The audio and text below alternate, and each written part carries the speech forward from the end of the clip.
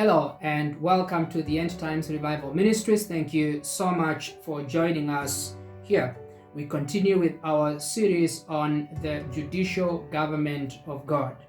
When you talk to many Christians today about God's justice and God's holiness and His majesty and the implications of that transcendentness of God to our lives today, many Christians will fall back to the New Testament and they will argue that Christ died for us. He is a substitute, and therefore they feel exempted from living lives that reflect the holiness and the justice of God.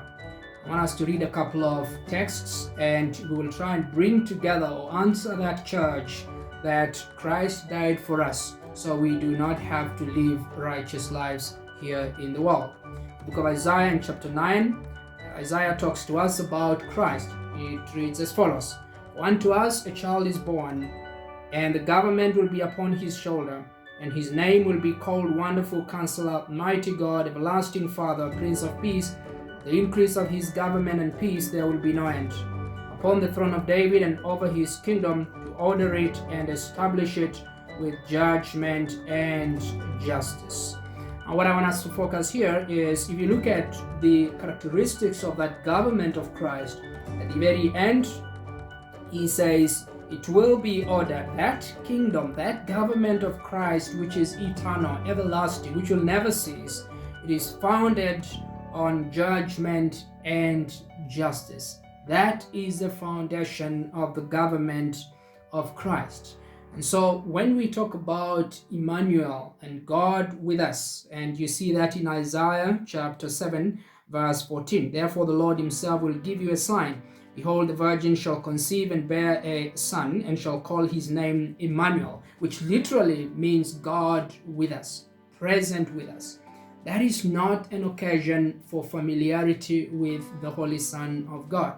Because of his holiness, because the Holy One walked among the unholy, it is for that same reason that they hated him, that they crucified him on a cross. And that same hatred continues because, as John tells us in chapter 3, men hate the light because that light shines in their darkness. It exposes their evil deeds. And so when Jesus walked on the earth, it is because of his holiness that they hated him. And for Christians who will want to live a life that is pleasing to God, that is the same root. For Jesus himself said that if they hated the Master, they will hate you too. We don't go out looking for trouble as Christians, but the one fact is guaranteed, that when we live lives that are holy, we shine our light on the darkness of hearts that want to rebel against God. And so that fact of Emmanuel, God with us, it is not an occasion for familiarity with him.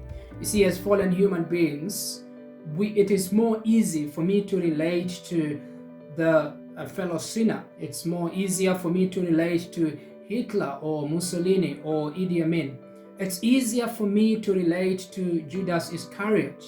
It's easier for me to even relate to Ananias and Sapphira than for me to relate with the Holy One.